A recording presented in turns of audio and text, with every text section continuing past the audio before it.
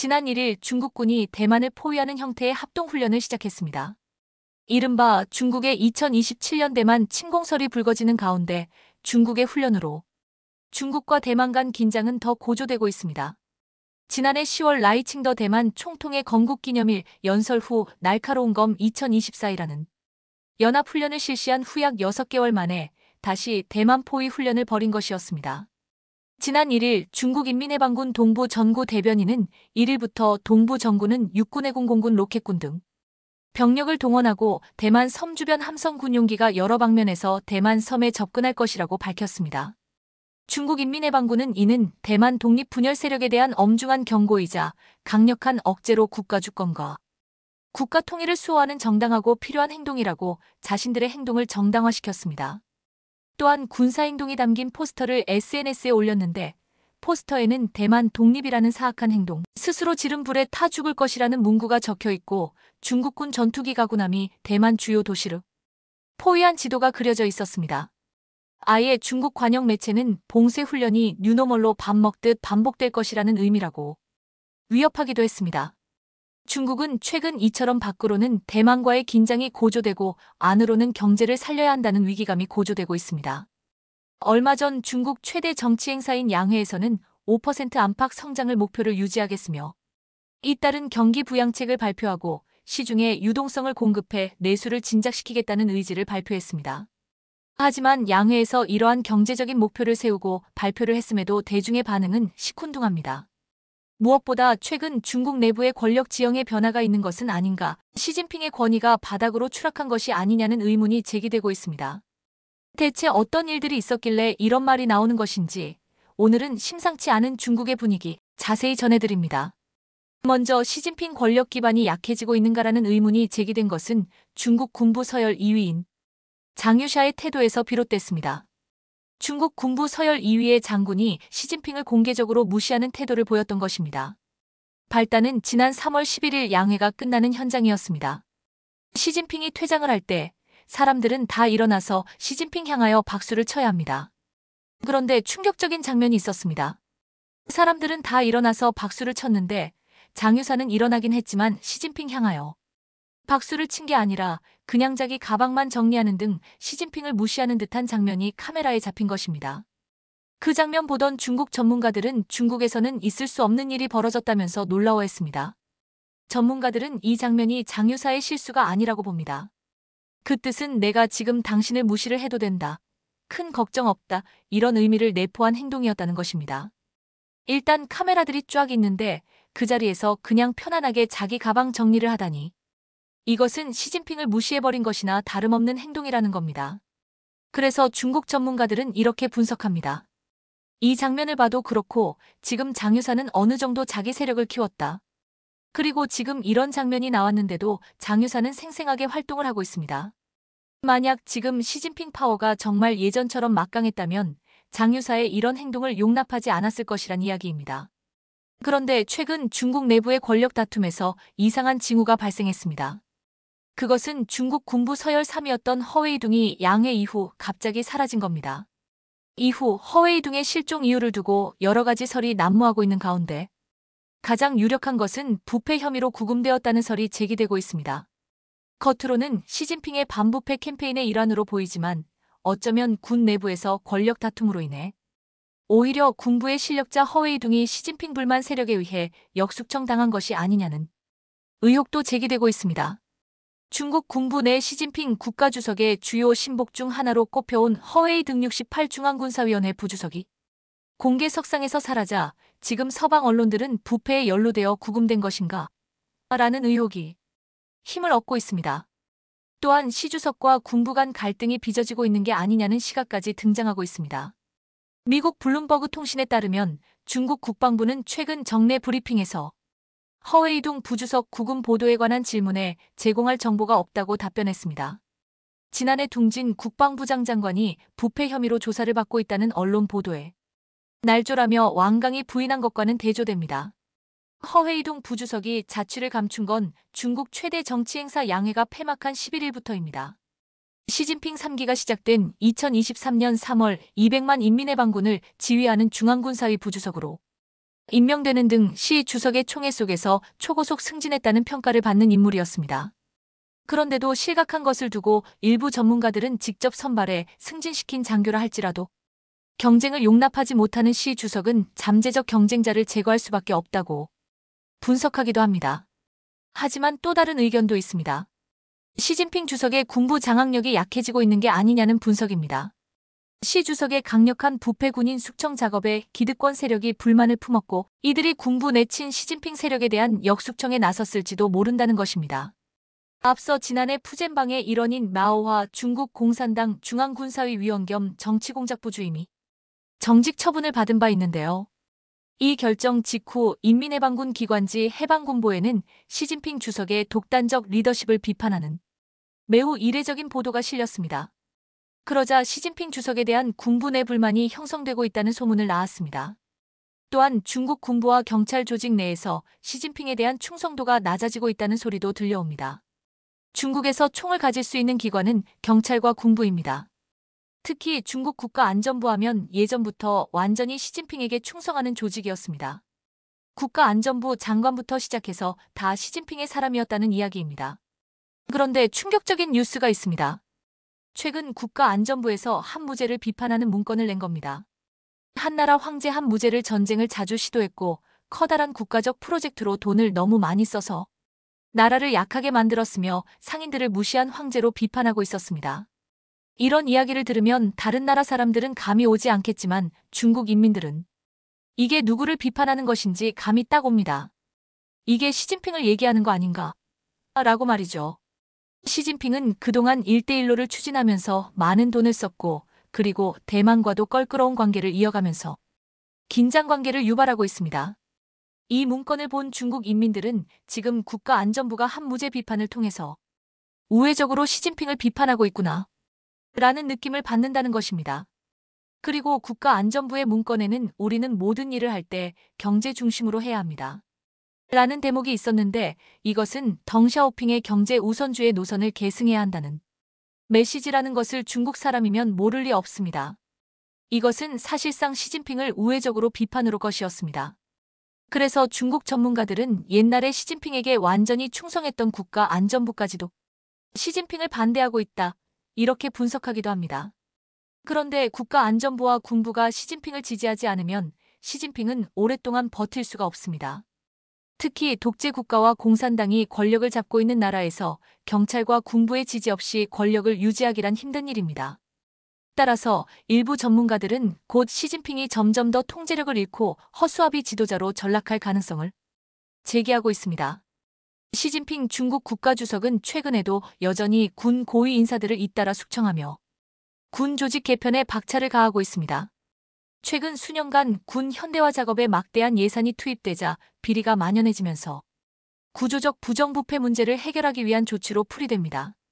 하지만 군 내부에서의 불만과 반발 가능성도 제기되고 있어 향후 군 개혁 작업에 국제적인 관심이 쏠리고 있는데요.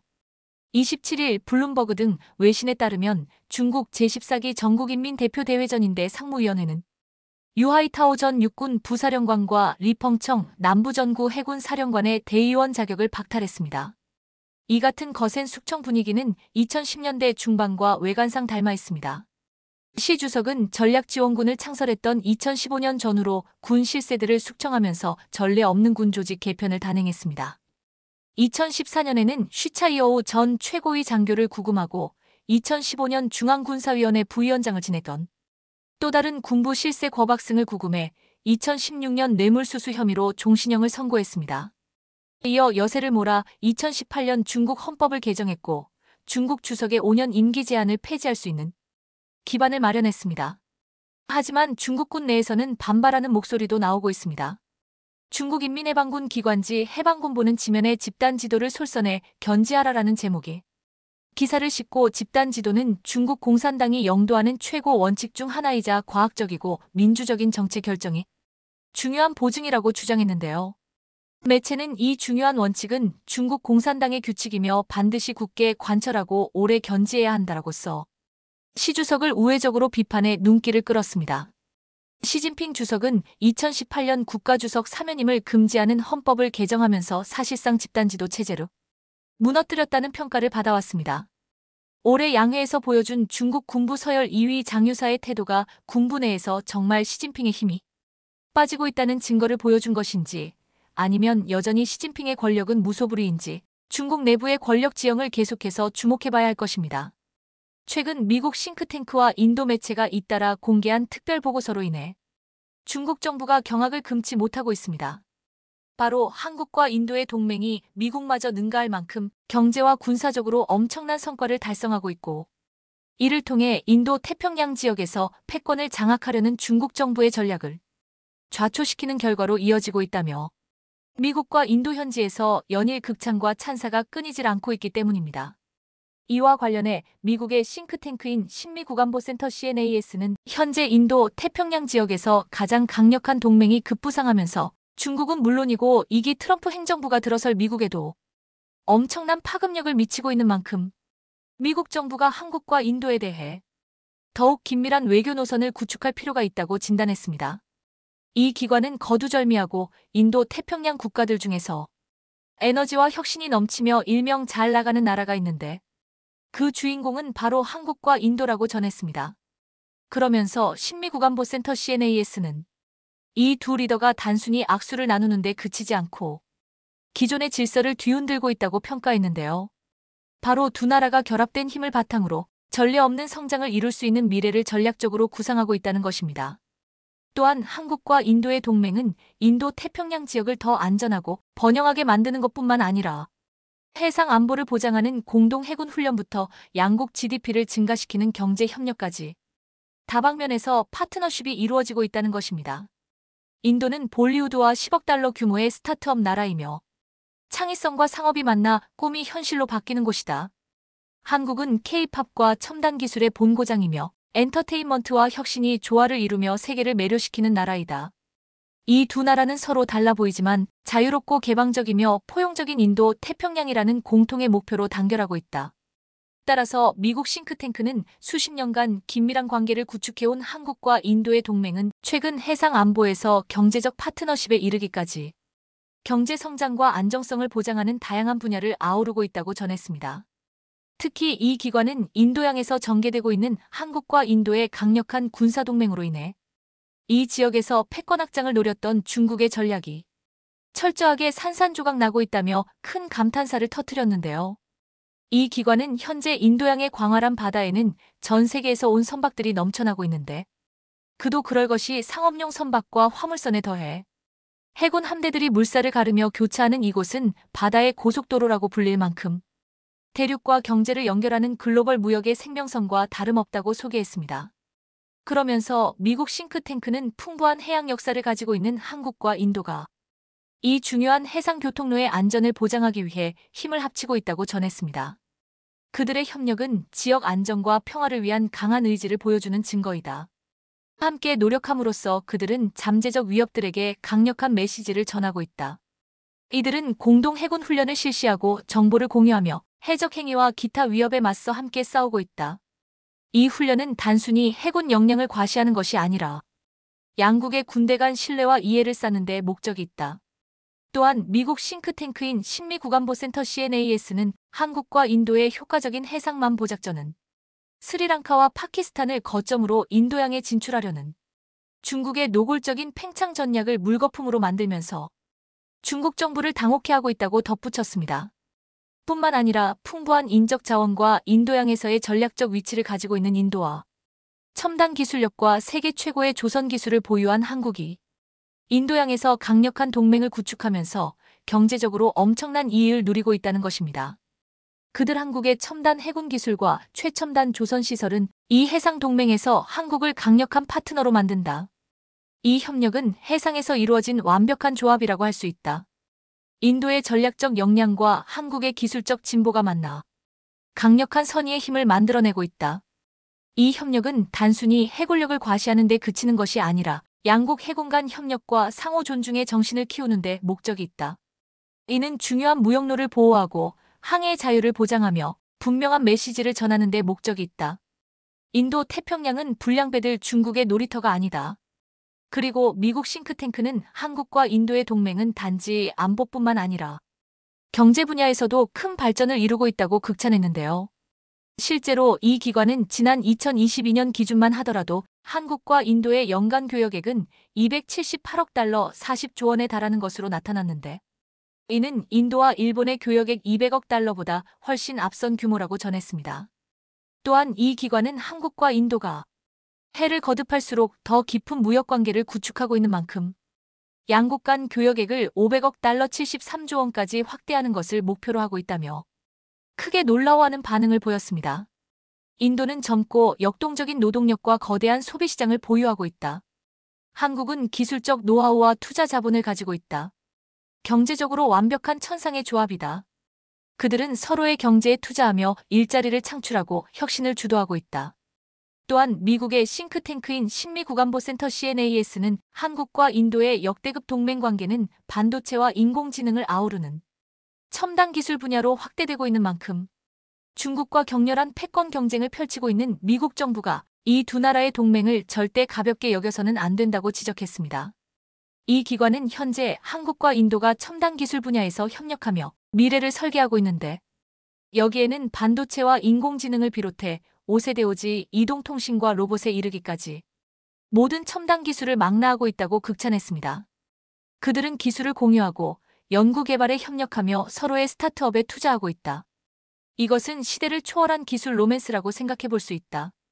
삼성과 LG를 보유한 한국은 전자제품과 반도체 분야의 글로벌 리더이다.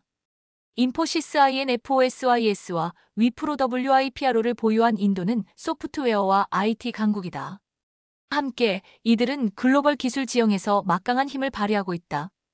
이 파트너십은 멋진 기기를 만드는 데 그치지 않는다. 이것은 기술적 독립을 확보하고 경제 성장을 촉진하며 혁신의 미래를 형성하는 것이다. 뒤이어 미국 싱크탱크는 한국과 인도의 동맹 관계는 여기에서 그치지 않고 문화 분야에서도 엄청난 인적 교류가 이루어지고 있다고 평가했습니다. 이 기관은 현재 한국과 인도가 서로의 문화를 받아들이며 정부 간 협정을 넘어 인적 유대를 더욱 강화하고 있는데, 특히 전 세계적인 열풍을 일으키고 있는 한류만 하더라도 인도 국민들의 식생활과 문화 풍습을 바꿀 만큼 큰 영향력을 과시하고 있다고 평가했는데요. 서로의 차이점에도 불구하고 그들은 공통된 가치와 포부를 공유하고 있음을 깨닫고 있다. 이 문화 교류는 선의와 우정을 쌓는 기반을 만들며 양국의 협력을 더욱 강화하고 있다. 그러면서 미국 싱크탱크는 현재 인도 태평양 지역은 중국의 도발로 인해 심각한 안보 문제들이 발생하고 있지만, 안보와 경제 분야에 더해 문화 분야에서 끈끈한 동맹 관계를 구축하고 있는 인도와 한국이 이를 해결하고 있다고 극찬을 아끼지 않았습니다. 이 기관은 국방 협력을 강화하고 있는 한국과 인도는 현재 인도 태평양 지역에서 벌어지고 있는 각종 안보 위협에 맞서 함께 대처하고 있는데, 이를 위해 군사정보 공유와 군사훈련을 공동으로 전개하는 것을 넘어 자주포와 잠수함 등 군사 장비를 공동으로 생산함으로써 두 나라의 경제와 안보를 더욱 튼튼하게 만들고 있다고 평가했습니다. 인도는 다양한 안보 위협을 다루는 경험과 풍부한 인적 자원을 보유하고 있다. 한국은 첨단 기술과 방위 산업 전문 지식을 보유하고 있다. 그들은 방어 분야의 다이나믹 듀오로 어떤 도전에도 맞설 준비가 되어 있다. 이 파트너십은 단순히 무기를 만드는 데 그치지 않는다. 이는 그들의 국민과 지역 전체를 위한 더 안전하고 안정된 환경을 조성하는 것이다. 따라서 미국의 싱크탱크인 신미국안보센터 CNAS는 경이적인 동맹 관계를 구축한 한국과 인도는 중국의 안보 위협에 직면한 인도 태평양 국가들을 효과적으로 구출하고 있을 뿐만 아니라 상호 번영과 세계 평화에도 크게 기여하고 있는 만큼 중국과 패권 경쟁을 벌이고 있는 미국 정부가 이 대열에 적극적으로 동참한다면 중국과의 패권 경쟁에서 확실한 우위를 점할 수 있을 것이라고 조언했습니다. 결국 미국 싱크탱크의 이 같은 의견은 상호 호혜와 공동 번영을 위해 세계 각국과 진심 어린 우호설린의 관계를 맺어왔던 우리의 진심이 세계의 많은 나라들에게 큰 귀감이 되고 있음을 잘 대변해주고 있습니다. 미국의 황금기가 시작됐습니다. 취임 첫날부터 한국 기업들에 대한 보조금을 끄는 트럼프. 이런 트럼프의 모습에 한국 기업들이 제대로 반격을 하면서 트럼프가 급하게 한국에 연락을 한 상황입니다. 현대자동차의 전기차가 미국 인플레이션 감축법 IRA상 세액공제 대상에서 제외됐습니다. 지난 1일 미국 에너지부는 현대차그룹이 만드는 전기차에 대해 IRA를 적용해 보조금 지급 대상에 포함시켰습니다. 그러나 트럼프가 취임하자마자 보조금 목록에서 현대차가 사라진 것입니다. 이런 행보는 한국 길들이기에 나선 것 아니냐는 이야기가 나옵니다. 트럼프는 당선 직후 캐나다와 멕시코에 대한 관세 부과를 언급했고 곧바로 캐나다 총리가 트럼프를 방문하는 일이 있었습니다. 이번 현대차에 대한 보조금 제외도 앞으로 한국과의 협상에서 우위를 잡기 위한 전략 중 하나라는 것입니다. 트럼프는 보조금 삭감에 앞서 전임 바이든 정부의 전기차 의무화 정책을 폐기하겠다고 밝혔습니다. IRA의 폐기를 위해서는 상하원의 동의가 필요하기 때문에 트럼프는 행정명령 등을 통해 전기차로 대표되는 친환경차 우대 정책을 대폭 축소할 가능성이 크다는 것이 업계의 전망입니다. 트럼프는 취임사에서 그린 뉴딜을 종식하고 전기차 의무화를 철회한다. 자동차 산업을 구하고 위대한 미국 자동차 노동자들에 대한 약속을 지키는 것이라고 전기차 의무화 정책 폐기를 공식화했습니다. 이는 대선 과정에서부터 예고된 것으로 트럼프 대통령이 전기차 의무화로 내연기관 차량 판매가 금지될 경우 지지 기반인 자동차 제조업 분야의 20만 개의 일자리가 사라질 것을 우려했다는 분석입니다. 다만 트럼프 대통령이 철회를 공언한 전기차 의무화 정책은 사실상 정확한 내용이 존재하지 않아 폐기 내용에 대해선 의견이 갈립니다. 다만 전임 바이든 정부의 정책 방향에 기반해 유추해볼 때 2030년까지 전체 신차 판매 대수의 50%를 친환경차로 채우는 것이 전기차 의무화의 주요 내용으로 볼 수 있습니다. 이를 고려할 때 트럼프 대통령은 친환경차 판매 목표치 철회와 더불어 환경규제 축소에 나설 가능성이 큽니다. 그가 취임식 직후 내연기관차의 판매를 제한하는 주정부 배출 규제를 적절할 경우 폐지해야 한다는 행정명령에 서명했기 때문입니다. 전기차 의무화가 철회되면 글로벌 최대 자동차 시장인 미국에서 전기차 확산 속도가 둔화할 수 있고 그 결과 내연기관차와 하이브리드 중심의 시장 구조가 당분간 지속될 것으로 전망됩니다. 다만 트럼프가 속한 공화당이 상하원 다수당이긴 하지만 IRA 혜택을 받기 위해 타국 업체들이 공장을 지었던 미시간, 오하이오 등의 공화당 의원들이 현재 고용 악영향을 우려해 IRA 폐기에 반대할 수 있다는 분석도 나옵니다. 국내 자동차 업계는 전기차 의무화 폐지는 예상했던 바라며 향후 IRA 축소나 폐기까지 여파 최소화에 주력하겠다는 입장입니다. 현대차그룹은 미국 조지아주의 전기차 공장인 현대차그룹 메타플랜트 아메리카를 지난해 말부터 가동했는데 공장 설립을 위해 126억 달러를 투자한 만큼 피해를 피할 수는 없습니다. 현대차그룹은 트럼프가 주장한 자국 산업 보호와 일자리 상출을 위해 다양한 노력을 해왔는데 보조금에서 제외되는 등 뒤통수를 맞았습니다. 지난 2022년 이후 현대차그룹의 대미 총 투자액은 178억 5천만 달러 26조 원에 이릅니다. 이후 예상되는 미국의 관세를 피하기 위해서는 현지 생산을 늘려야 하는데 이는 한국에 있는 현대차의 협력사들에게는 좋지 않은 소식입니다. 관세를 피하기 위해 미국의 공장을 더 늘리거나 미국 생산 물량을 늘리면 한국에서 생산되는 차량의 숫자가 줄어들 수밖에 없고 자연스럽게 부품 수출 기업들도 타격을 입을 수 있기 때문입니다. 실제로 IRA 폐지 추진 및 관련 자금 지출 중단 조치, 멕시코에 대한 25% 고율의 관세 부과는 미국 시장 비중을 늘리고 있는 현대차그룹 및 자동차 부품업계, 배터리사들에게 상당한 타격을 줄 것으로 예상됩니다. 현재는 멕시코, 캐나다에서 생산해 미국으로 수출할 경우 무관세 혜택을 받고 있으나 25% 내지는 그에 준하는 관세가 부과될 경우 당장 멕시코에 생산 공장을 두고 있는 기아, 현대모비스, HL만도는 물론이고 삼성전자, LG전자 등의 타격이 예상됩니다. 미국에 공장을 세운 배터리사들의 세액 공제 역시 축소되거나 중단될 수 있습니다. 미국 현지 생산량 확대는 국내 공장 생산 물량의 사실상의 조정을 의미합니다. 미국의 제조업 집중으로 주변국에는 부정적 영향이 가해지는 글린 궁핍화가 가속화될 것이란 전망이 나오는 이유이기도 합니다. 트럼프의 계획대로라면 현대차는 더 많은 투자를 약속해야만 합니다. 그런데 현대차는 다른 방향에서 해법을 찾고 있습니다. 바로 인도 국민의 발로 꼽히는 릭샤 3륜차 전기차를 생산하는 방안을 추진하기로 한 것입니다. 인도는 전체 승용차 판매 중 전기차 비율이 2%대로 중국 28% 안팎 등 주요국보다 낮습니다. 대신 작년 인도에서 팔린 전기차 약 195만 대 중 대부분이 2륜차 59%와 3륜차 35%였습니다. 브랜드 홍보 등을 감안해 우회 전략을 선택한 것입니다. 현대차는 도로 사정이 좋지 않은 인도를 겨냥한 소형 SUV도 잇따라 내놓고 있습니다. 이달 초엔 1988년 첸나이 공장 가동 이후 처음으로 인도 현지에서 생산한 전기 SUV 크레타 EV를 출시했습니다. 해외 시장 불확실성도 현대차가 인도 공략을 강화하는 배경입니다. 유럽과 중국 등 해외에서 판매가 대부분 줄어드는 가운데 인도 시장의 중요성이 커지고 있습니다. 현대차의 작년 전 세계 판매량은 2023년보다 1.8% 안팎 줄어 코로나가 발생한 2020년 이후 처음 감소세로 돌아섰습니다. 이 같은 기간 인도 판매량은 0.6% 늘어 실적 급락을 막아낸 주역으로 떠올랐습니다. 이달 관세 인상 같은 정책을 예고한 트럼프 2기 행정부가 출범하면 최대 해외 시장인 미국의 불확실성도 커질 수밖에 없습니다.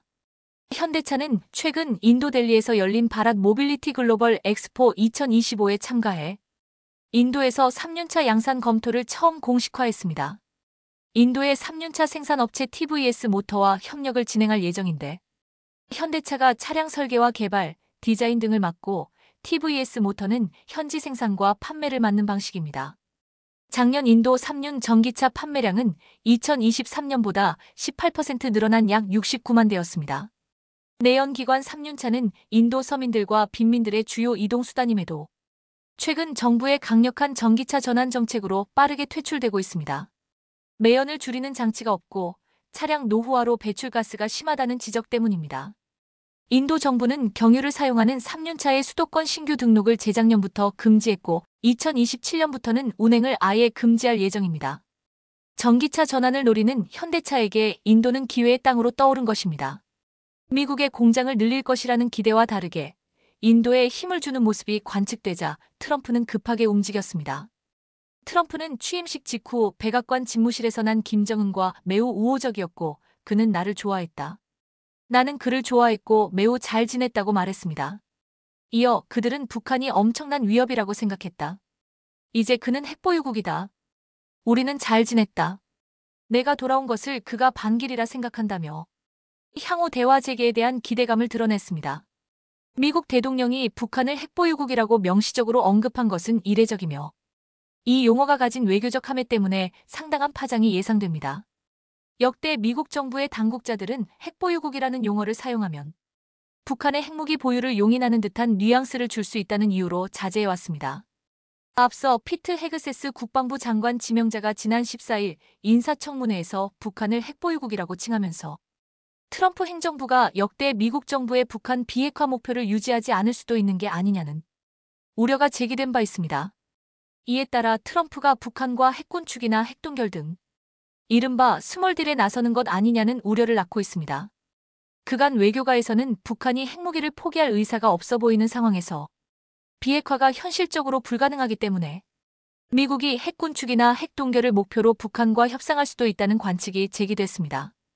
그 의도를 명확히 알 수 없는 가운데 앞서 헤그세스 지명자의 발언에 예민하게 반응했던 한국 정부는 트럼프의 발언에도 바로 대응했습니다. 국방부 전하규 대변인은 21일 정례 브리핑에서 이에 대해 북한의 비핵화는 한반도는 물론이고 전 세계의 항구적 평화와 안정을 위한 필수 조건으로 지속 추진돼야 한다고 밝혔습니다.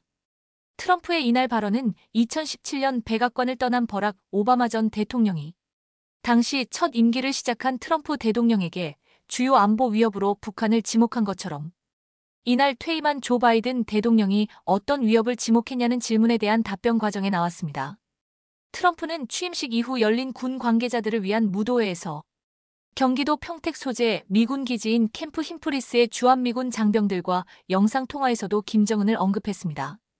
그는 통화에서 김정은은 어떻게 하고 있느냐 며 한국이 지금 어떻게 되어가고 있는지 물어봐도 되느냐고 말했습니다.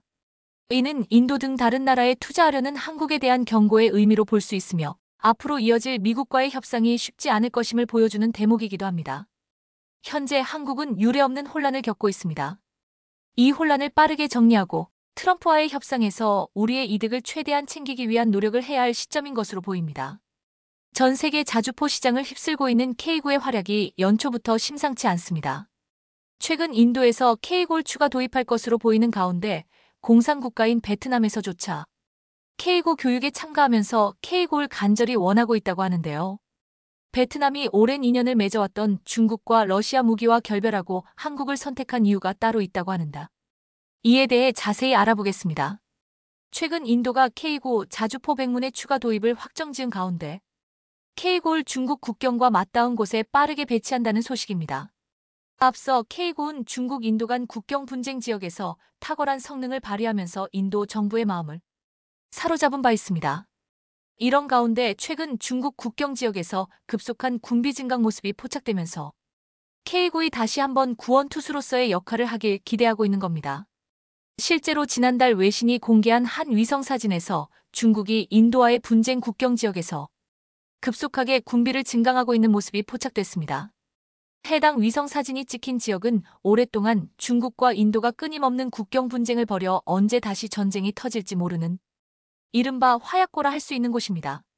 실제로 디펜스 블로그가 입수한 위성 이미지를 분석한 결과 중국이 분쟁지인 타왕 지역 부근에 새로운 구모물을 건설하는 등 군사 전초기지를 만든 것으로 확인됐습니다.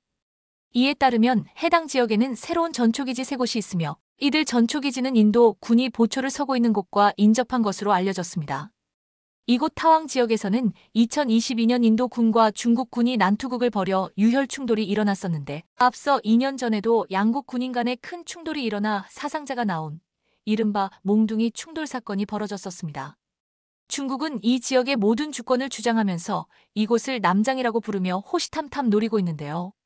그런데 이번에 중국 군이 기습적으로 전초기지를 건설하면서 인도를 한층 더 압박하고 있는 모습입니다. 하지만 중국이 생각하지 못한 것이 있으니 바로 중국이 만든 전초기지가 국경 지역과 가까울수록 K9의 정밀 타격이 가능하다는 점입니다. 이런 이유로 최근 인도 군이 진행하고 있는 군사력 증강 사업에 이번 일이 크게 영향을 미칠 것으로 보이며 추가로 K9를 더 도입할 여지가 크다는 게 방산 전문가들의 분석입니다. 인도 육군이 K9를 중심으로 부대를 운용하는 만큼 같은 무기를 도입하는 게 작전상 수월하기 때문입니다. 또한 앞서 우리 방산업계가 인도의 더위와 사막 지형에서도 성능을 발휘하도록 K9를 개량한 게 인도 정부의 입맛에 맞아떨어졌다는 분석입니다. 이렇듯 글로벌 방산업계 베스트셀러로 자리매김한 하나 에어로스페이스의 K9 자주포의 인기가 여전히 식을 줄 모르고 있는데요. 여기에 더해 실제로 폴란드에서 2조 8천억 원 규모의 K9 자주포 부대 지원 차량 계약까지 체결하기로 하는 등 눈부신 결실을 맺고 있습니다. 방산업계에 따르면 최근 폴란드 국영방산그룹 PGG 주도의 컨소시엄이 K9 자주포에 지원 차량 250대를 공급하기로 했습니다.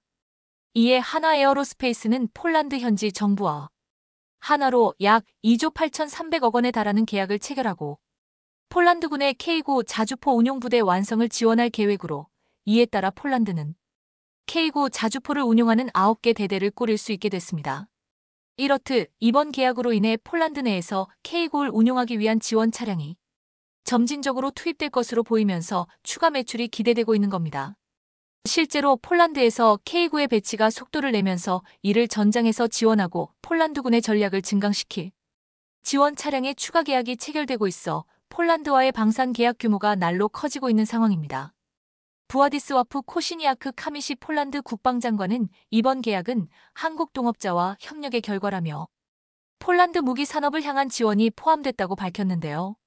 그러면서 그는 우리는 시대와 주변의 위협에 대응하기 위해 가장 필요한 최고의 장비를 구매한다며 2025년 국방비 지출은 GDP 대비 4.7%인 약 66조 원에 달할 것으로 예상한다고 전했습니다. 한국 방산의 큰손으로 꼽히는 폴란드는 이전부터 우수 고객으로서 행보를 보여왔었습니다. 작년에도 폴란드는 방위비 지출을 플렉스하면서 한국 방산과 연이어 계약을 맺었습니다. 올해도 방위비를 대폭 늘린 폴란드는 K9의 전장에서 효과적으로 활약하고 전력을 갖출 수 있도록 재정을 투입해 시너지를 발휘할 수 있도록 패키지 도입을 결정한 것으로 보입니다. 그런데 심지어 베트남도 K9를 눈여겨보고 K9 교육에 참가하며 열공 모드에 돌입했다고 하는데요. 베트남에서도 K9를 적극 원하고 있는 것으로 확인되면서 수출 물꼬가 터질지 귀추가 주목되고 있습니다. 실제로 베트남에서는 현재 자신들이 보유 중인 러시아산 무기를 장기적으로 한국산으로 모두 교체하길 희망하고 있는 것으로 전해집니다. 방산업계에 따르면 얼마 전 우리 육군이 폴란드를 비롯한 K9 운용 국가 외에도 베트남, 카타르까지 K구 자주포에 대한 족집게 과외에 나선 것으로 알려졌습니다. 육군에 따르면 작년 11월 말 3주 일정으로 2024년 후반기 육군 국제과정이 진행된 가운데 폴란드, 호주, 베트남 등 총 7개국 관계자들이 참여했습니다. 해당 교육은 한국산 무기 체계를 도입했거나 구매를 희망하는 국가들의 장병을 초청해 전술적 운용 방법을 가르쳐주며 우수한 한국 방산과 교육 훈련 체계를 알리기 위한 자리입니다. 특히 이번에 진행된 교육에선 K구 자주포 심화 과정을 통해 다양한 전술적 상황에서의 기동 및 사격술 등 운용 노하우를 전수하면서 K구 자주포 도입 계획을 갖고 있는 국가에서 열띤 호응이 있었습니다. 이 가운데 K구 자주포를 적극 원하고 있는 베트남에서 단기 유학을 온 베트남 장병들의 반응이 남달랐다는 후문입니다. K구 자주포 교육에 참여한 한 베트남 장병은 교육 과정 모두 무척이나 흥미로웠다며 베트남에서도 K구 자주포를 만날 수 있었으면 한다며 기대감을 드러냈습니다. 그것도 그럴 것이 베트남군은 특히 지상화력 체계가 많이 낡아 있다고 전해지고 있는데요. 베트남 육군 주력 전차가 1970년대 수준이라는 평가까지 나옵니다. 이런 이유로 베트남은 재작년부터 한국산 무기 체계에 관심을 적극 드러냈는데 당시 베트남 국방장관이 우리 제7기동군단을 방문해 K구를 살펴보고 한화에어로스페이스에 브리핑도 들었었습니다. 특히나 작년 4월에는 우리 국방부 차관이 베트남으로 건너가 베트남 국방부 차관, 포병사령관 등과 만나 K구 수출에 대해 구체적인 이야기를 한 것으로 알려졌는데요. 이렇듯 베트남에서 K구를 비롯해 한국산 무기 수출 논의가 나오고 있는 배경에는 중국과의 갈등도 존재한다는 분석이 나옵니다. 베트남은 과거 베트남 전쟁에서 중국의 도움을 받았고 일부 협력 관계에 있기는 하지만 중국과 스프레들리 군도를 놓고 영토 분쟁을 벌이고 있어 대치 상황에 있습니다. 상황이 이렇지만 구식 무기 체계의 한계로 중국에 맞서기가 쉽지 않아 한국산 무기 체계 도입이라는 새로운 카드를 꺼내 들었다는 관측입니다. 베트남의 경우 2000년대 들어 러시아에서 무기를 대거 도입했지만 우크라이나 전쟁으로 인해 제재가 가해지면서 장기적으로 나토 국가들의 무기 체계와 호환이 가능한 한국산 무기로 바꾸겠다는 의도도 깔려있는 것으로 보입니다. 하지만 공산국가에 한국산 무기가 들어가는 것에 대한 우려의 시선도 존재하는데요.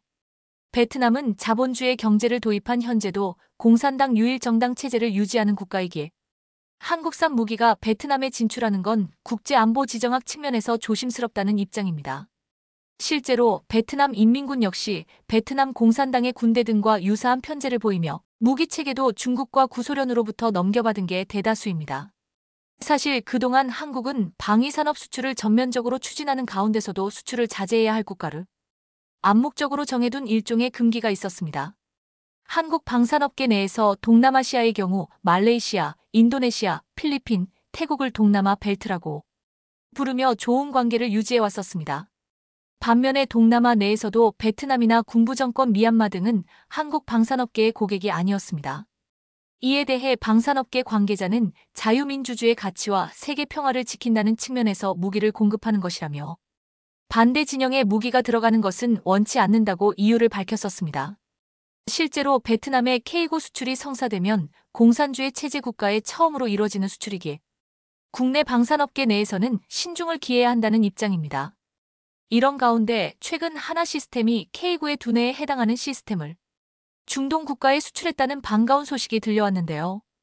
방산업계에 따르면 하나시스템은 재작년에 사업에 돌입한 K-11 사격지 휘장갑차 51대 및 K9A1 자주포 216대 물량의 사격지 휘체계와 사격 통제 시스템을 이집트에 공급한다고 밝혔습니다. 이번 계약 규모는 305억 원, 443억 원으로 알려졌는데 이들 시스템이 중동에 수출되는 건 이번에 처음입니다.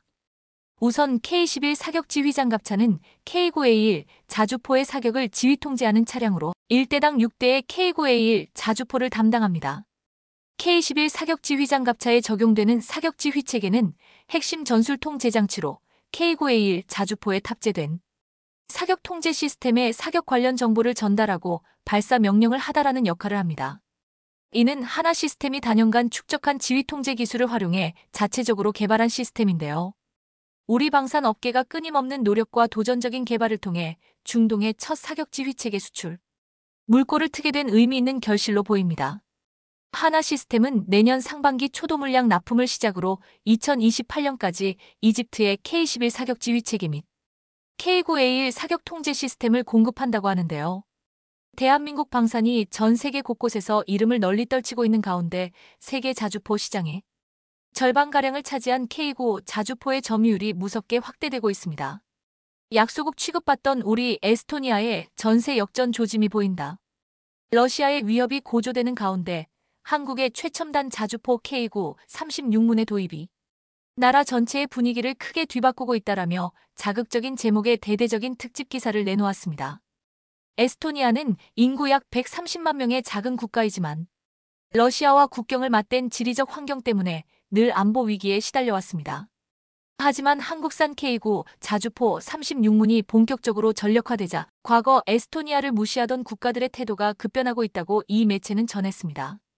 실제로 나토의 네이티오 내에서도 에스토니아를 얕봤다가 호되게 당할 수 있다라는 반응이 나올 정도로 이번 무기 도입이 에스토니아 안보 지형에 큰 변화를 가져왔다는 평가입니다.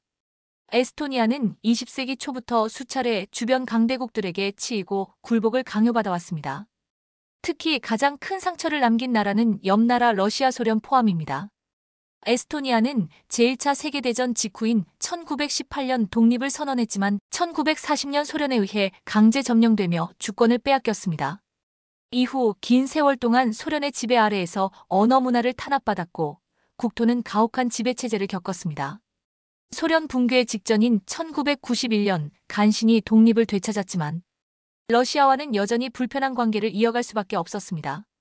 130만 명이 사는 작은 국토, 군사력 부족, 경제력 약세 등 약소국 이미지는 결코 지워지지 않았습니다. 북유럽 국가들이나 유럽연합 이후 주요국들도 그다지 에스토니아를 중요하게 여기지 않았다는 게 자국 내 국민들의 인식입니다. 에스토니아 국방부 고위 관계자들은 과거 여러 국제회의나 나토 행사 자리에서조차 작은 나라니 가만히 있어라 라는 무시를 당하기 일쑤였습니다. 실제로 에스토니아가 장만한 무기들은 대부분 중고 장비여서 스스로도 자신감이 없었습니다. 그러니 러시아가 위협 비행 영공 침범을 해도 항의조차 제대로 못하고 늘 미국이나 서유럽 동맹국들의 보호만 바라며 하루하루를 버티는 처지라는 자조 섞인 여론이 많았습니다. 최근 들어 러시아가 주변국들의 실제 무력 행사를 서슴지 않는 일이 발생하면서 에스토니아는 다시 한번 극도의 불안을 느끼고 있습니다. 러시아가 우크라이나를 침공해 전쟁을 일으키면서 다음 타깃이 에스토니아가 될 수 있다는 관측이 설득력을 얻기 시작했습니다. 에스토니아 수도 탈린에는 러시아군이 어느 날 갑자기 국경을 넘고 탱크가 들어올 수도 있다. 라는 극단적 시나리오까지 떠돌고 있습니다. 실제로 외신들은 지난 몇 년간 러시아 군용기가 에스토니아 영공을 침범하거나 국경 일대에서 무력 시위를 벌인 사례들을 보도해왔습니다. 에스토니아 시민들은 독립한 지 30년도 안 돼 다시 러시아의 지배를 받을까 두렵다. 라는 말까지 서슴지 않습니다. 이러한 긴장감이 고조되면서 에스토니아 정부와 군부는 국방 강화에 총력을 기울이고 있습니다. 에스토니아 국방부 관계자는 우리가 언제까지 초란 전력으로 러시아를 두려워하며 살 수는 없다. 나토 회원국이지만 먼저 우리 스스로 당당해야 한다라며 군 현대화, 첨단 무기 구매의 중요성을 거듭 강조했습니다. 자, 그런데 대반전이 일어났습니다. 이런 상황에서 한국산 K9 자주포 36문을 도입한다는 발표가 나온 건 에스토니아 국민들에게 일종의 기적 같은 희망이었습니다. 작고 가난한 나라라는 이유로 다른 무기 선진국들에게 번번이 홀대를 받던 에스토니아였는데 한국이 자국이 개발 생산한 최첨단 자주포를 성의 있게 대우하며 적극적으로 기술 협력과 운용 교육을 제공했다는 소식이 전해졌습니다. 에스토니아 국영 신문 포스탈 데일리는 한국이 이만큼 예우해준 국가는 에스토니아가 처음 아닌가 싶을 정도다. 에스토니아 군 장교들이 K9를 보며 감탄을 금치 못했다고 전해진다라며 관련 소식을 대서특필했습니다. K9 썬더 자주포는 한국의 대표적인 지상 무기 체계입니다. 최대 사거리 약 40km에 달하는 155포탄을 사용하는데 강력한 화력과 높은 기동성 정확도를 동시에 자랑합니다. 디지털 자동화 시스템을 갖추고 있어 표적 세팅 사격 준비 교전 완료까지 소요 시간이 매우 짧은 편입니다. 한국 육군에서 세계 최고 수준의 자주포라 확신할 정도로 야전 실전 능력을 인정받았고 이미 터키, 폴란드, 핀란드 등 여러 나라에서 운용 중이거나 도입을 결정했습니다. K9 36문이 에스토니아 군에 배치된 직후 변화가 감지되고 있습니다. 나토 연합훈련에서 과거엔 주목받지 못하던 에스토니아 포병대가 이번에는 대활약을 펼쳤다는 후문입니다. 36문의 K9 중 일부가 나토 연합군의 기동훈련에 참여했는데 속사 성능과 사격 정확도, 험지를 돌파하는 기동력에서 뛰어난 모습을 보여 다른 유럽 장교들에게도 신선한 충격을 주었다는 것입니다. 익명을 요구한 나토 장성은 포스탈 데일리와의 인터뷰에서 이렇게 말했습니다. 솔직히 말해 그전까지 에스토니아의 포병 전력은 주목 대상이 아니었다. 그러나 한국산 K9를 대량 도입한 뒤 상황이 완전히 달라졌다. 탁월한 화력과 빠른 재장전 능력은 물론 정밀 사격까지 가능하다고 들었다. 러시아가 에스토니아를 또다시 얕볼 수 없을 것으로 보인다. 실제로 나토 내부 소식통도 러시아 측이 에스토니아의 전력 강화 소식을 탐탁지 않게 여기며 여론을 조성하고 있다. 러시아는 에스토니아가 K9 같은 최신 무기를 과분하게 소유한 것에 불쾌감을 드러내는 중이라고 전했습니다. 에스토니아를 상대로 전면전을 검토해왔던 러시아가 갑작스럽게 태세를 전환해 유럽 외교가에 적지 않은 파문이 일고 있습니다. 최근 유럽 대표 신문인 구노르딩게 포스트가 보도한 바에 따르면 러시아 군부 최고위급이 모스크바 인근 군사회의에서 기존 러시아산 무기로는 한국이 제공한 K9 자주포를 도저히 이길 수 없다라는 결론을 내렸다는 것입니다. 이로 인해 러시아 내부의 전쟁 의지가 급격히 식으면서 그간 긴장 수위를 높여오던 국경지대가 의외의 국면을 맞이했다는 관측이 나오고 있습니다. 기사에 따르면 이번 회의에는 러시아 국방부 장관을 비롯해 군 총참모부 요직 인사들이 대거 참석했습니다. 당초 회의 안건은 에스토니아에 대한 무력 시위를 강화할 것인지 여부였으나 K9의 실제 전투력 분석 자료가 제시되면서 흐름이 완전히 바뀌었다고 합니다. 자료에는 K9이 보유한 장거리 사격 능력, 빠른 재장전 속도, 디지털 사격 제어 시스템을 통한 정밀 타격 등이 구체적으로 언급되어 있었으며 러시아산 최신 포병 장비들과 가상으로 교전했을 때 기동성과 화력에서 러시아산이 모두 밀린다는 시뮬레이션 결과가 거론됐습니다. 이 회의에 대해 잘 아는 노르딩게 포스트의 익명정보통은 러시아 군부는 자국 무기로 K9를 상대하기 어렵다는 결론을 이미 내부적으로 받아들였다라며 전쟁을 지속할 경우 혹독한 대가를 치르게 될 것이라는 우려가 나왔다. 결국 후퇴에 가까운 결정으로 가닥을 잡은 것이라고 전했습니다. 이로써 러시아가 그간 공언해왔던 신속 진입 시나리오가 사실상 원점에서 재검토될 가능성이 높아진 것으로 보인다는 분석이 나옵니다. 에스토니아 국방장관 라우리 도비크로리 DOVIK는 지난 25일 국회 국방위원회 청문회에서 한국에 대한 극찬을 아끼지 않았습니다. 도비크 장관은 한국은 우리의 안보 절박함을 진심으로 이해해준 파트너입니다. K9에 대한 모든 기술적 지원을 열정적으로 제공해 주었고 군사훈련 교관들을 파견해 운용 노하우까지 전수해주고 있다라고 말했습니다. 또한 그는 에스토니아가 그동안 얼마나 주변국들에게 무시당했는지 우리는 뼈아픈 역사를 지니고 있습니다. 하지만 이번 K9 도입은 군사적 차원을 넘어 우리가 자존감을 되찾는 분수령이 될 것입니다. 라며 K9 도입의 의미를 강조했습니다. 라우리 도비크 장관은 우리는 한국이 우리를 보살펴주길 원하지 않는다. 다만 능력 있는 동맹이자 교역 파트너로서 함께한다면 러시아의 경솔한 판단을 막는 데 큰 도움이 될 것이다.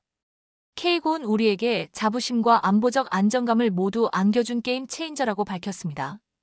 에스토니아 국영신문 포스탈 데일리는 26일자 일면 톱기사에서 K9의 성능을 상세히 해설했습니다. 기사는 K9 자주포는 최대 사거리 약 40km, 최대 분당 6에서 8발의 사격 능력으로 러시아의 주력 자주포를 능가한다. 사격 정확도 역시 디지털화된 포격 제어 시스템 덕분에 뛰어나며 강력한 포신 안정장치로 인해 연속 사격에도 흔들림이 거의 없다라고 전했습니다. 특히 지형이 험난한 곳에서도 시속 60km 이상의 속력으로 기동할 수 있고 해안 가습지 등지에서도 빠르게 전환 배치가 가능하다. 첨단 탄약 자동화 장치가 있어 전투 중 인력 소모 없이 신속 안정적으로 탄약을 장전할 수 있다는 점이야말로 K9의 핵심 강점이라고 평가했습니다. 이 신문은 K9 36문이 온전히 전력화된 후 에스토니아 포병이 나토 연합훈련에서 보인 기량을 보고 유럽 무기 시장도 술렁이고 있다. 한국 무기에 대해 의심하던 일부 전문가들도 이제야 그 진가를 실감하는 분위기다라고 덧붙였습니다. 에스토니아 국방부 고위 소식통은 국영신문 인터뷰에서 이제 러시아가 함부로 우리를 공격하기 쉽지 않을 겁니다. 우리가 과거처럼 아무 무장도 없는 약소국이 아니기 때문입니다. K9은 러시아의 기존 포병 전술을 효과적으로 무력화시킬 수 있는 수준의 무기체계입니다. 라며 자신감을 드러냈습니다. 그는 소련 치하 시절부터 우리는 늘 모욕을 참으며 살아왔습니다. 러시아가 무력 시위를 벌일 때마다 아무 대항도 못했으니까요. 하지만 이제 달라졌습니다. K9 36문이 전진 배치되면 우리 포병대는 짧은 시간 안에 다수의 포탄을 정확하게 러시아의 핵심 진지로 날릴 수 있습니다. 이는 러시아가 우리를 침략하기 전에 반드시 고려해야 할 결정적 요소가 될 것입니다. 라고 말했습니다. 에스토니아 국영 신문 포스탈 데일리는 한국이 제공한 기술 노하우와 애프터 서비스에 대해 한국 교관들이 몇 달간 에스토니아에 상주하며 숙련도를 크게 높여주었다. 덕분에 짧은 기간에도 우수한 정확도로 K9를 운용할 수 있게 되었다.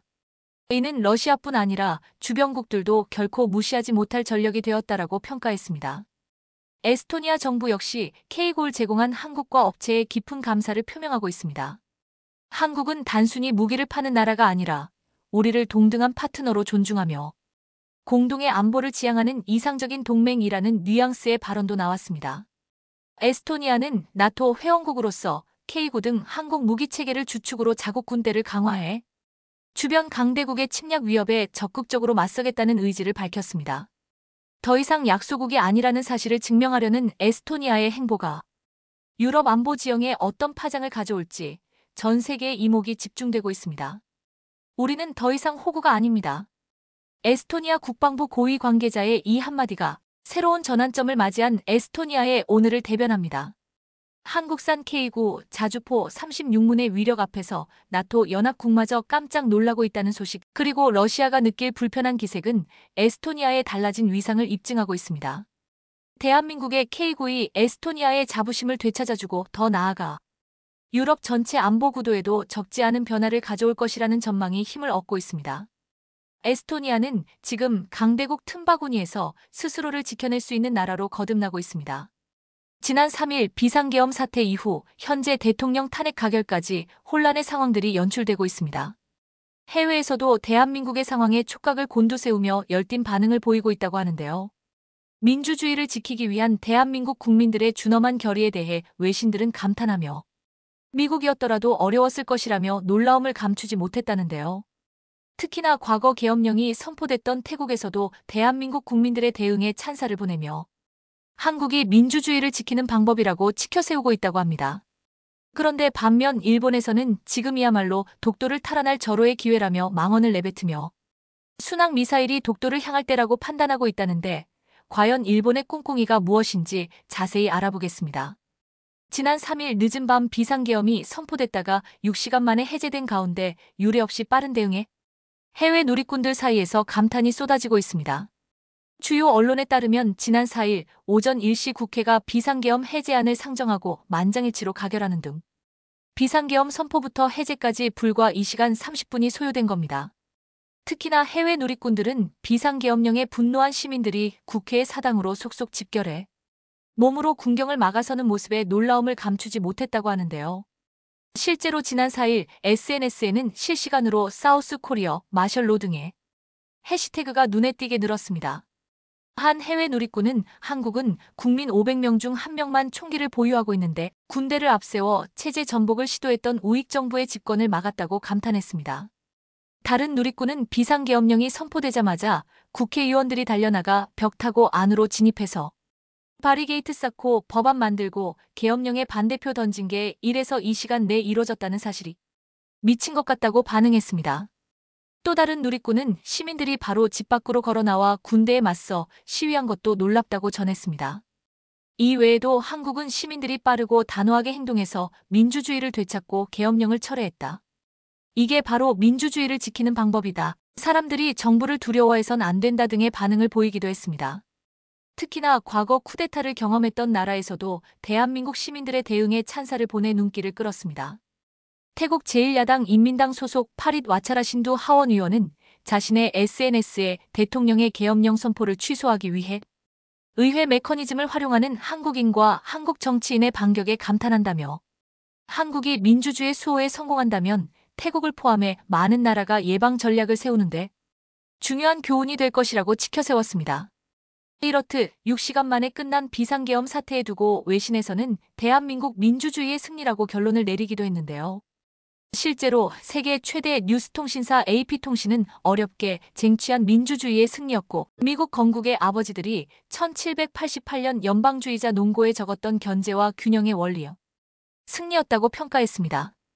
급작스럽게 비상계엄을 선포한 지 20가년 만에 90명의 국회의원이 계엄 해제에 투표한 게 대한민국에서 삼권 분립의 원리가 제대로 작동하고 있음을 보여줬다는 겁니다. 특히나 늦은 밤 국회를 찾은 대한민국 시민들의 참여 역시 이번 사태를 마무리하는데 큰 역할을 했다고 높이 평가했습니다. 또한 AP통신은 블랙호크 헬리콥터와 장갑차를 국회로 보낸 권위주의적 행동은 과거 독재 정권 시대를 떠올리게 했다며 수천 명의 시민이 국회 앞으로 몰려와 계엄 해제와 대통령 퇴진을 외치는 등 민주주의 국가가 대중의 지지나 용인 없이 계엄 체제로 전환하는 건 사실상 불가능하다고 지적했습니다. 그러면서 미국처럼 양극화된 사회에서는 대한민국과 같은 대중의 참여나 야당의 반대가 없을 수도 있다며 미국이라면 어려웠을지도 모르겠다고 분석하기도 했습니다. 비상계엄 선포 사태 후 2주가 다 돼가는 지금 외신들은 대한민국의 현재 분위기를 전하며 상황을 예의주시하고 있는데요. 미국은 한국 여행에 대해 레벨 1의 비교적 낮은 단계의 경보를 내렸지만 한국 정치 상황은 유동적인 만큼 시위가 진행되는 지역에는 접근하지 말 것을 당부했습니다. 영국 또한 지난 12일 한국의 정치적 긴장이 고조되고 있고 광화문과 대통령 집무실, 국회에서 시위가 계속될 가능성이 높다라고 밝혔습니다. 호주 외교통상부도 광화문, 용산 삼각지, 여의도에서 열리는 시위를 피하고 주요 도시에서도 시위가 발생할 수 있으니 주의할 것을 당부했고 주한 프랑스 대사관은 한국에 있는 프랑스 국민에게 시위에 참석하지 않을 것을 권고했습니다. 블룸버그는 사회 불안에 따른 한국 여행 감소가 설 연휴까지 이어질 수 있지만 2분기부터는 관광객 유치 활동 등으로 상승세로 돌아설 수 있다고 전망했습니다. 이번 사태로 큰 영향은 발생하지 않았지만 정치적 리스크에 따른 영향에 대해 살피고 있는 것으로 보입니다. 반면에 한국의 내정임을 이유로 이번 사태에 대해 논평을 피해왔던 중국에서는 중국인 간첩 혐의 언급에 예민한 반응을 보이며 발끈했는데요. 중국이 공개 반발한 건 정부의 담화 내용 가운데 간첩죄 조항에서 중국인들을 예로 든 대목 때문입니다. 지난 6월 중국인 3명이 드론을 띄워 부산에 정박 중이던 미국 항공모함을 촬영하다 적발된 사건이 있었다. 지난달에는 40대 중국인이 드론으로 국정원을 촬영하다 붙잡혔다. 이런 상황을 막기 위해 형법의 간첩죄 조항을 수정하려 했지만 반대로 이뤄지지 못했다. 이에 중국 매체들은 깊은 놀라움, 불만이라는 직접적인 표현을 쓰며 한국이 중국에 누명을 씌우고 있다며 예민한 반응을 보였습니다. 실제로 마오닝 중국 외교부 대변인은 한국이 내정 문제에 중국과 관련된 내용을 연관짓고 중국 간첩이라는 누명을 꾸며내고 있다며 정상적 경제무역 협력에 먹칠하는 것에 단호히 반대한다고 주장했습니다. 이렇듯 중국에서는 괜한 신경전을 벌이며 쓸데없이 날을 세우고 있는 것으로 보입니다. 그런데 이런 중국보다 더 심한 망언을 내뱉은 나라가 있어 눈살을 찌푸리게 만들고 있다고 합니다.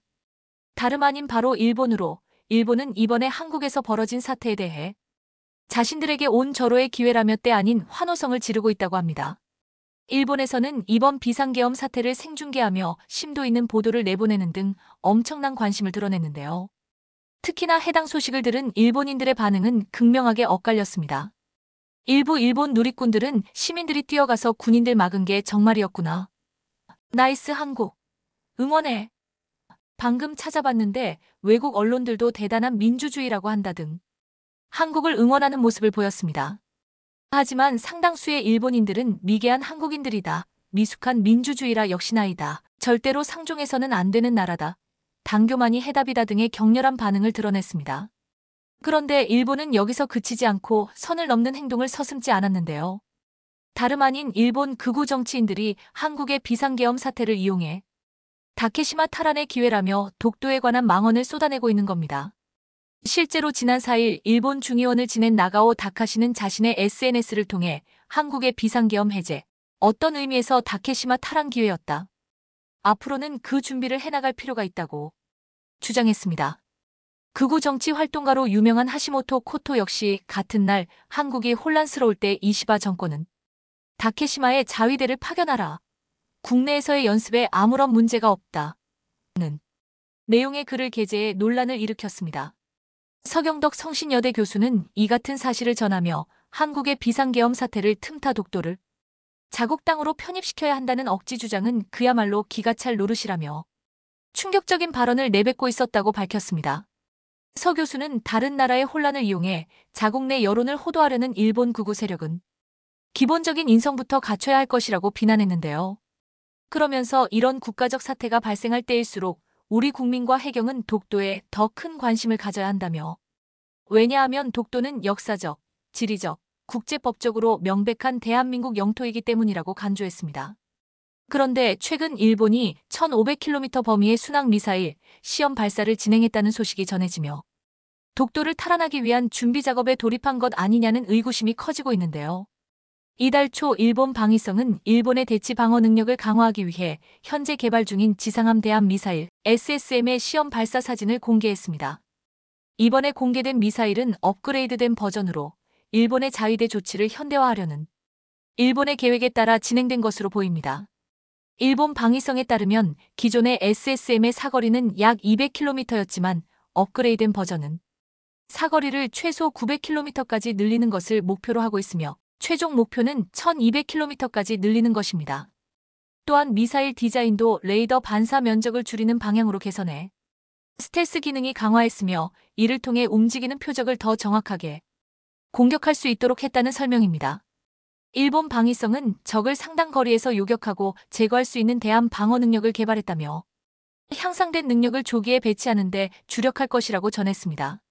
이렇듯 최근 일본에서 독도 탈환을 주장하는 일본 우익단체들의 목소리가 커지고 있는 가운데 일본 정부에서도 독도를 차지하기 위한 준비 작업에 돌입한 것으로 보이는데요. 실제로 얼마 전 광복절을 사흘 앞둔 작년 8월 12일 독도 인근 해상에 일본 군함이 나타나 우리 군의 함정과 항공기가 출동했던 사실이 뒤늦게 확인되기도 했습니다. 언론에 따르면 당시 독도 동남쪽 영해 20km 지점에 일본 해상자위대 소속 소해함 한 척이 나타났습니다. 독도 인근의 해경 함정이 경고방송을 했고 군도 함정과 항공기를 급파했는데 일본 군함이 독도 인근 영해까지 접근한 건 최근 5년 동안 처음 있는 일이라 석연치 않아 보인다는 해석이 나왔습니다. 올해 들어서도 독도 인근에 일본 해경 순시선이 4, 5일에 한 번꼴로 출몰하며 노골적인 도발을 이어오고 있는 중인데요. 일본의 돌발 행동, 여러모로 예의주시해야 할 필요성이 있어 보입니다.